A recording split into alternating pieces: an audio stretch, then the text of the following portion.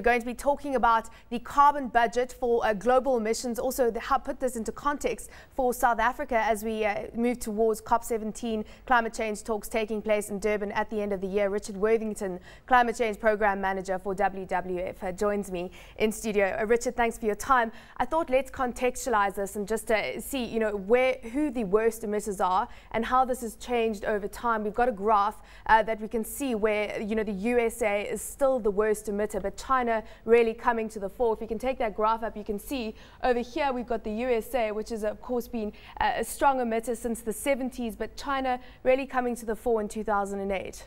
Yes, one of the significant things about this, of course, is that this shows you over time, and it's the cumulative emissions in the atmosphere that drive global warming, that gives us the weird weather that we're experiencing at the moment, and the long-term climate change such as sea level rise.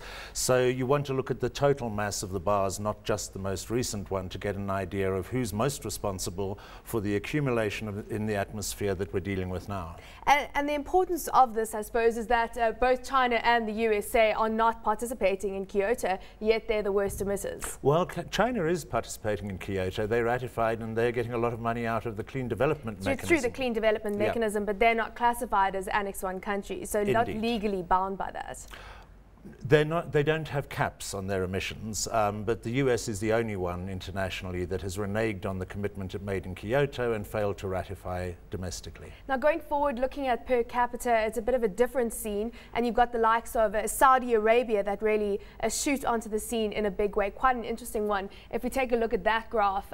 Well, the big fossil fuel countries are obviously ahead, and particularly those who use energy most inefficiently, because per capita is, you take the national emissions and you divide it by the population. So it's not your individual footprint, it is the country's footprint divided by the number of people. And South Africa is actually up there amongst some of the highest emitters because we have such a carbon intensive and energy intensive economy. Let's just then move this conversation forward and what it means for the carbon budget, because some scary facts if you take a look at some of the scientific facts that have come through. Humanity consuming at a rate 50% higher than what the Earth can generate. Sustainably, put in another way, it takes 1.5 years to produce the resources that we need for a year.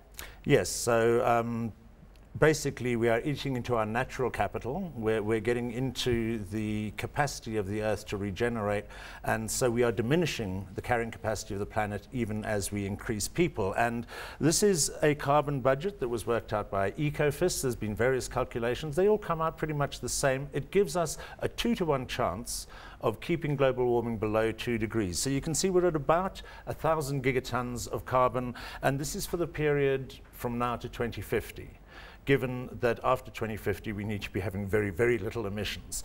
Now that is what we can put into the atmosphere, but if you look at oil over there, that is the carbon in oil in the identified reserves. Not the full resources that we think are out there, but just the economically recoverable reserves in So if we use all the oil, excluding gas, coal and total fossil fuels. There's the total carbon in fossils. That is what will go into the atmosphere if we burn all of our reserves at the moment, and we have to do that. And of course that has big implications for South Africa, given the fact that we have such cheap coal reserves, and obviously tempting to tap into those, but the implications is that we go beyond our carbon budget.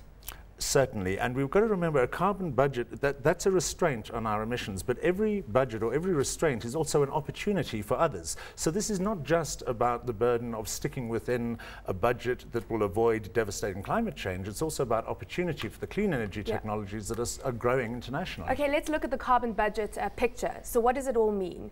How much emissions, how much carbon can we emit into the atmosphere to stay below the 2 degrees average temperatures that leaders have agreed is the threshold that the planet needs to stay below? It partly depends how you like your odds. The International Energy Agency says half a chance of staying below 2 degrees, 450 in the atmosphere in terms of, don't worry about the units. It's the concentration of greenhouse gases in the atmosphere. They're happy with 450. It gives us half a chance of staying below 2 degrees. We prefer 400 because we think a 2-to-1 chance of staying below 2 degrees is just that little bit better.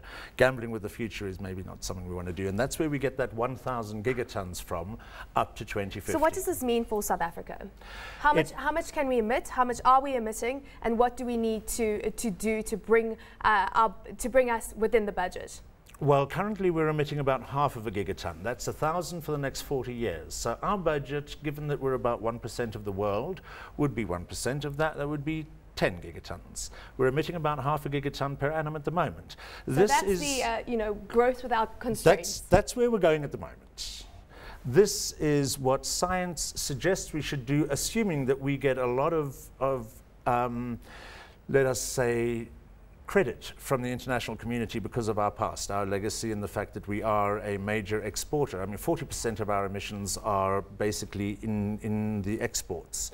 So it's not stuff we consume locally, but a lot of our emissions are put into materials that go outside. So assuming that we don't have to work as hard as the US, Europe, and a lot of other countries, that would be what the blue line would be, what science asks us to do. And this is roughly what government has said it would do, although it is contested. This is 550, so a little over half a gigaton per annum. At the moment, the white paper is actually giving us a bit more latitude there, which is a problem. But basically what it means is we have to give up our fossil fuel addiction, and we have to embrace the opportunities of a low-carbon economy. And that is good news, because there's a lot of jobs in that. There may not be quite as much profit for the people exploiting the fossil fuels, but a green economy is a good news for everybody. Richard, we've run out of time, but this discussion is ongoing, of course, and clearly as we lead up to a COP17 at the end of the year. Richard Worthington, a climate change program manager from the WWF.